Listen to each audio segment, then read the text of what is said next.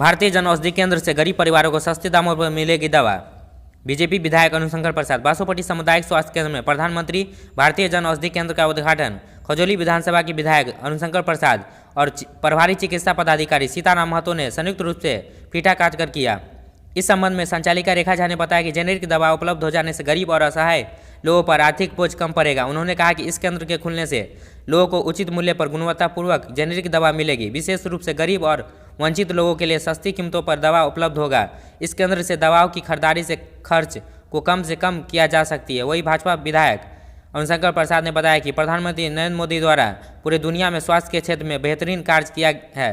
उन्होंने आम लोगों के लिए 5 लाख तक बीमा का निःशुल्क करवाया है, जिससे गरीब और असहाय तबकों के लोगों को बेहतर स्वास्थ्य मुहैया हो सके। आज बासोपट्टी स्वास्थ्य केंद्र में भारतीय जन औषधि केंद्र का उद्घाटन हुआ है। मरीजों के लिए क्या क्या व्यवस्था है?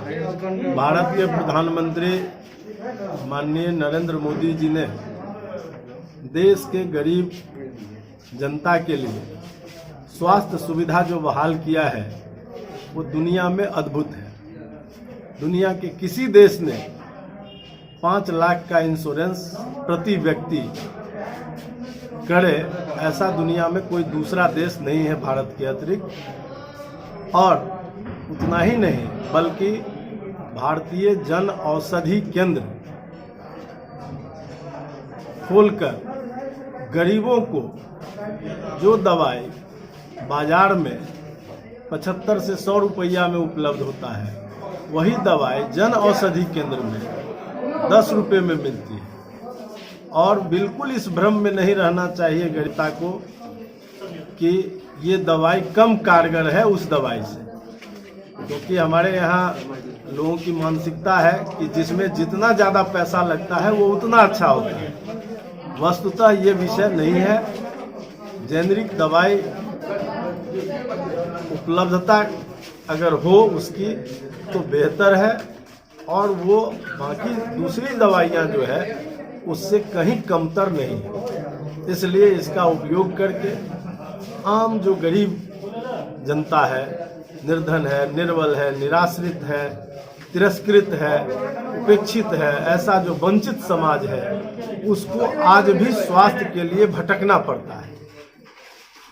और यही राज्य बिहार था जो 2005 के पहले एक पीएचसी में मुश्किल से 2 पेशेंट, किसी दिन 1 पेशेंट, किसी दिन 2 पेशेंट एवरेज होता था, अर्थात महीना में 40 पेशेंट पर पीएचसी का एवरेज था। और आज कितना है डॉक्टर साहब यहाँ का एवरेज महीना का? कम से कम पर डे 100 का एवरेज है। माने 3000 से 4000 सरकार के बिहार में प्राथमिक स्वास्थ्य केंद्र है, उसमें आज रोगी मरीज दाखिला हो रहे हैं ओपीडी के अंदर। तो निश्चित रूप से कहीं न कहीं स्वास्थ्य में 2005 के पहले और 2005 के बाद जो गुणवत्ता आई है, मैं ये नहीं कहता कि ये पूरा है।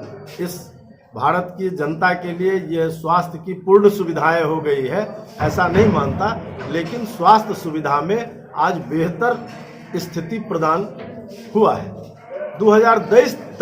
2010 तक मुझको ध्यान में है कि केवल इस बिहार के अंदर स्वीकृत पदों पर मात्र 23% डॉक्टर थे, लेकिन आज उसकी संख्या बढ़कर 50% से अधिक हो गई है स्वीकृत पद पर।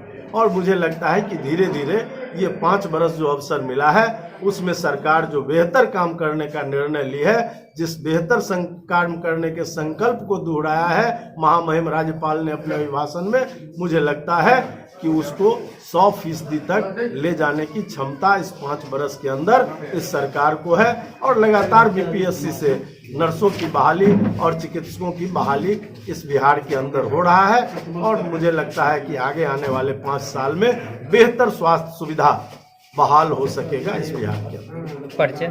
अरुण शंकर प्रसाद, विधायक खजौली।